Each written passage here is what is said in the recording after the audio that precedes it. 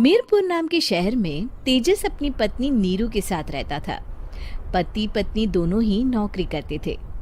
एक दिन तेजस गांव अपनी माँ के पास फोन करता है। हेलो, प्रणाम माँ। जीते रहो माँ, तुम दादी बनने वाली हो। अरे वाह, ठीक है बेटा, मैं कल ही आती हूँ।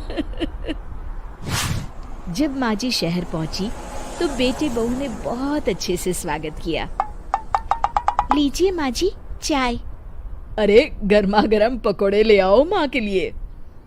नीरू रसोई में गई और 2 मिनट में ही पकोड़े ले आई। जी ये लीजिए। बहू जादू से बनाए हैं क्या? अभी तो रसोई में गई थी। यम्मी। माँ जी, शीला रसोई में पकोड़े तल रही है, मैं बस लेकर आई। हे भगवान, मेरा धर्म भ्रष्ट कर दिया तूने। अब तो गंगा जल से शुद्धिकरण करना होगा। दूसरे दिन, माँ जी मैंने नाश्ता बना दिया है, ऑफिस जा रही हूँ। पर अभी तो घर का सारा काम पड़ा है। शीला आती ही होगी, झाड़ू पोछा बर्तन कपड़े वो सब कर लेगी। हमारे जमाने में घर का सारा काम हम ही करते थे। जी माँ जी, आप बहुत होशियार हैं, मैं घर ऑफिस दोनों नहीं संभाल पाती। तो जरूरत क्या है घर से बाहर जाकर चाकरी करने की? वैसे भी घर का काम खुद करने से घर में बरकत आती है, समझी? पर माँ जी। पर वर कुछ नहीं, इस महीने की पगार मिले फिर ऑफिस बंद है। हाँ। रात को नीरू तेजस से कहती है, सुनिए जी, माँ जी बोल रही थी कि मैं नौकरी छोड़ दूं। वैसे ठीक ही तो है, अभी तुम्हें आराम की जरूरत है। फिर भी आराम कहाँ, शीला को छुड़ाने के लिए बोल रही थी। तो अब 24 घंटे में इतना काम तो कर ही सकती हो। पर जॉब पसंद है मुझे, घर पर मन नहीं लगेगा। अगले दिन जब दोनों ऑफिस के लिए निकल रहे थे, मेरी तो कोई कीमत ही नहीं है इस घर में। माँ जी, आजकल महंगाई बहुत है, रहन सहन भी बदल गया है, दोनों नौकरी करते हैं तभी ठीक रहता है। अच्छा, तू कहना क्या चाहती है? मेरा बेटा तुझे बिठा के खिला नहीं सकता? तू ही इस घर का खर्च चला रही है, हैं? नहीं माँ जी, मेरा वो मतलब नहीं था। मतलब खूब समझती हूँ, ये बाल धूप में सफेद नहीं किए मैंने। हाँ। अब तो ये रोज का काम हो गया था। तेजस भी रोज की झिकझिक से परेशान हो गया था। एक दिन उसने कहा, नीरू, वैसे भी तुम्हें मैटरनिटी लीव मिलने वाली है, तो अभी से ही छुट्टी ले लो। पर क्या, मेरी सैलरी अच्छी खासी है।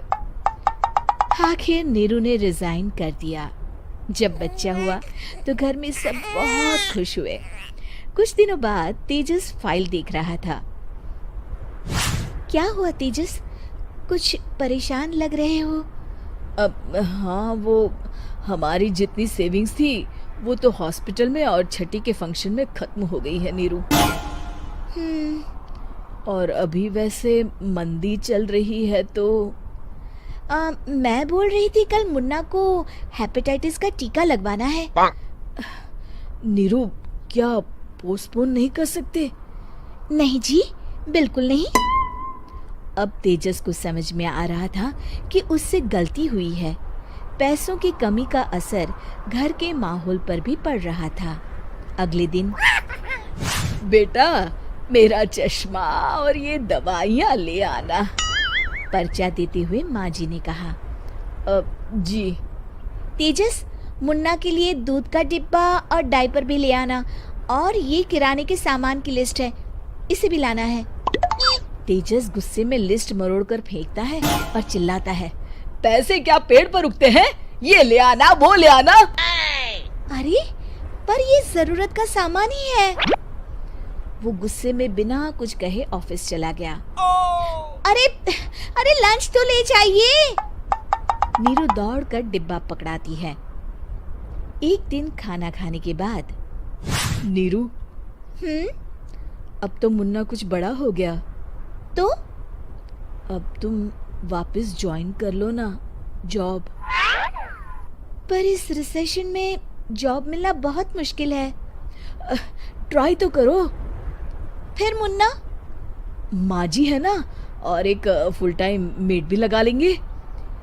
पर माँ जी, उन्हें तो पसंद नहीं। तभी माँ जी वहाँ आ जाती है और प्यार से नीरू के सर पर हाथ फेरते हुए बोलती है, अब मेरी समझ में आ गया बहू, पहले के और अब के समय में अंतर है। तुम काम शुरू करो, मुन्ना की जिम्मेदारी मेरी। मेरी प्यारी माँ जी।